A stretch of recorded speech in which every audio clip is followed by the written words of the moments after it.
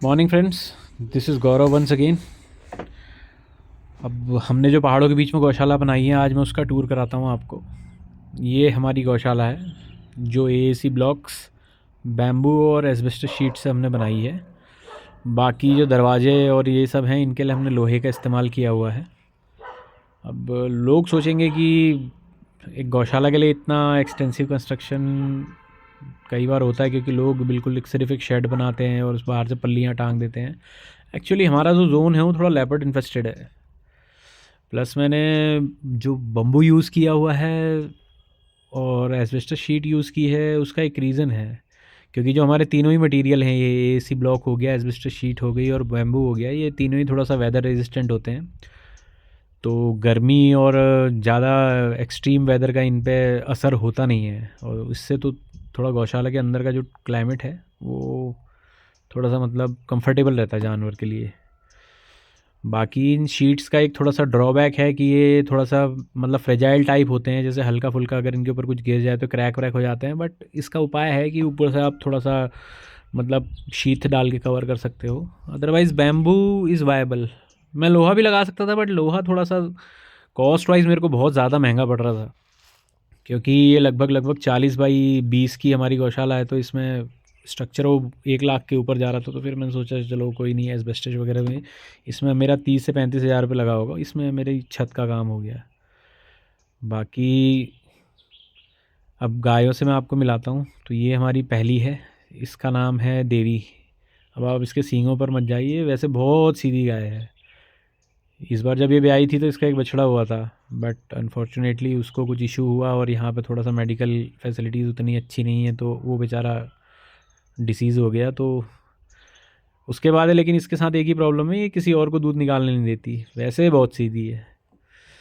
ये है हमारी रेनू, ये हमारी लेटेस्ट बाय है, और ये 70% सिंधी और एचएफ में क्रॉस है। ये हमारी नंदा है, वैसे है तो गाय लेकिन इसका नाम नंदी है। और ये लगभग लगभग 90% एचएफ में है।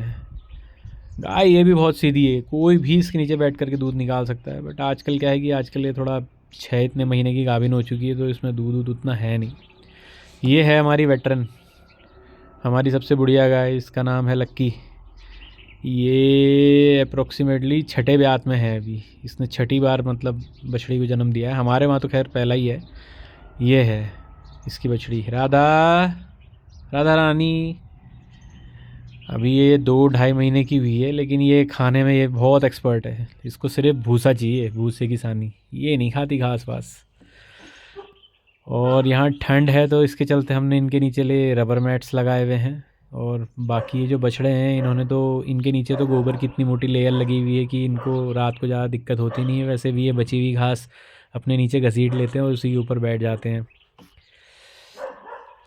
बाकी वो जो बड़ी वाली अभी बच्ची आपने देखी थी, उसका नाम है लक्ष्मी। वो लक्की की बड़ी है, जब लक्की हमारे पास आई थी तब उसके साथ में वही थी। अब ये नंदी की बच्ची है, इसका नाम है सुमति। इसको देख के तो नहीं लगता है, क्योंकि ये साली बड़ी नहीं रही है। ये तो मतलब 1 साल की हो गई, लेकिन अभी हाइट इसकी बढ़ती नहीं है।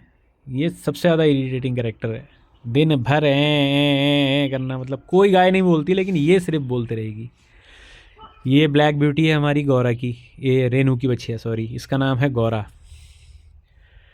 ये भी बहुत सीधी है, ये बिल्कुल हल्ला नहीं करती, लेकिन खाने में बहुत तेज़ है। जिस वक्त दूध निकालेंगे, अगर इसको इसकी माँ के साथ में नाद पे बांधा तो ये अपनी माँ से लड़ने लगती है खाने के लिए। लेकिन है बहुत अच्छी है, इसके आप पास जाओगे, इसको हाथ लगाओगे, और अगर ये खा नहीं रही है तो ये उस वक्त सीधे अपना मुंह ऊपर को कर लेगी कि हाँ भाई हमारी गर्दन के नीचे खुजलाओ, लाइक दिस। और अभी बज रहा है 10 लगभग, तो अभी हमने इनको सूखी घास दी है। और सूखी घास देने का मकसद एक होता है कि एक्चुअल में ये गाय हैं सारी लोकल की।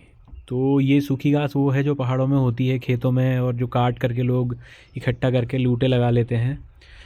तो ये लोकल की गाय हैं, तो इनको ये सूखी घास खाना ज़्यादा पसंद है। अब ये सूखी घास देने से इनको फ़ायदा ये होता है कि एक तो सबसे बड़ी बात है कि इनको प्यास बहुत लगती है। अभी 1 घंटे में ये सारी पूरी घास वास खा करके निपटा देंगे, उसके बाद फिर इनको एक एक बाल्टी पूरा पानी चाहिए होगा। इवन सर्दियों के दिनों में आप सोचिए कि ये पानी पी लेती हैं इसके बाद में, वरना सर्दियों में तो पहाड़ों में पानी वैसे ही बहुत ठंडा हो जाता है।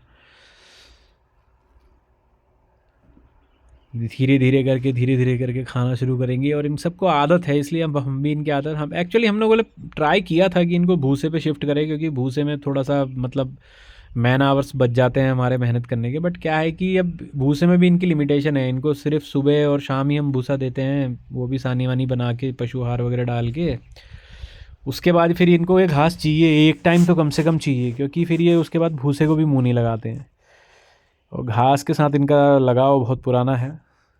ये घास की बस थोड़ी सी एक प्रॉब्लम होती है, क्योंकि ये घास में थोड़े छोटे मोटे जो कीड़े वीड़े आते हैं कई बार, जो होते हैं जैसे कीने वीने, जो किल्ली इल्लियाँ विल्लियाँ कहते हैं लोग, जो गायों में चिपक जाती हैं, वो खून वून चूसने वाली, वो हो जाती हैं, वो होती हैं। अदरवाइज़ और कोई दिक्कत नहीं है। ये हमारे जो पुराने बछड़े हैं ये भी सब बिल्कुल घास बढ़िया से खा लेती हैं। ये लक्ष्मी भी खा लेती है, सुमति भी खा लेती है, गौरा भी खा लेती है। सिर्फ जो हमारी न्यू बॉर्न है राधा, उसी के नखरे हैं, वो ही अभी घास नहीं खा रही है, बाकी सारे तो ये घास खाते ही हैं। थोड़ा सा इसका ये ड्रॉबैक है कि जब मतलब कई बार ऐसा होता है कि जो हमारी गाय हैं ये काफ़ी ज़्यादा वेस्ट भी कर देती हैं इस घास को। रीज़न बीइंग कि कई बार ऐसा होता है कि इनका भूसे से पेट भर जाता है, तो फिर ये नाद से निकाल निकाल के नीचे गिरा देती हैं और थोड़ा थोड़ा खा करके फिर छोड़ देती हैं। अब नाद जो हमारी बनाई थी वो किसी घोड़े वाले ने बनाई थी, तो उसने घोड़े के हिसाब की नाद बना दी, क्योंकि वो थोड़ा गहरी नहीं होती है। अब गाय के लिए चाहिए गहरी नाद, जिससे कि वो बाहर ना निकले। अब ये देखिए, ये लक्की ने सारी घास नीचे गिरा रखी है, अब ये ऐसे ही खाएगी इसको। कभी कभी ये लोग बहुत वेस्ट करते हैं, और वेस्ट करने के बाद फिर वो देखिए, अब घास गिराते हैं तो अब उसका कुछ किया नहीं जा सकता, क्योंकि फिर वो तो वेस्ट ही हो गई एक तरीके से। अब वो उतना बड़ा ढेर लगा हुआ है वहाँ पे, वो वेस्ट घास का ही है। बट उसको भी हम अब जलाने के लिए यूज़ कर लेते हैं, क्योंकि अब उसमें इन लोगों ने गौद गोबर किया होता है ना, तो फिर दोबारा ये उसको सूंघते नहीं है। तो सुबह शाम जब दूध निकालने का टाइम होता है, जिस टाइम पे बहुत ज़्यादा ठंड होती है यहाँ पे, तो उस टाइम पे हम घास को यहाँ पे जला लेते हैं, ये फ्लोर पे ही रख के। जैसे अब हमने कल यहाँ पे जलाई थी, ये आपको यहाँ पे ब्लैक मार्क दिख रहा होगा नीचे फ्लोर में, यहाँ पे हमने कल घास जलाई थी। क्योंकि गर्मियों में एक फ़ायदा होता है कि गर्मियों में मक्खी मच्छर मूरे ये सब उड़ जाते हैं, और सर्दियों में ये फ़ायदा होता है कि अंदर का इन्वायरमेंट थोड़ा सा कंफर्टेबल हो जाता है, उसकी वजह से इनको दिक्कत नहीं होती है। बाकी मैंने मशीनें वगैरह भी ख़रीदी थी, इक्विपमेंट, क्योंकि पीएमईजीपी के अंडर में हमको बैंक ऑफ बड़ौदा ने फिनेंस किया था। तो बट मशीन्स की उतनी यूटिलिटी अभी है नहीं फ़िलहाल, बिकॉज़ क्या प्लान थे क्या नहीं थे तो मैं अब फर्दर वीडियोज़ में शेयर करूँगा। तो अभी के लिए इतना ही। So please like and subscribe. Jai Hind.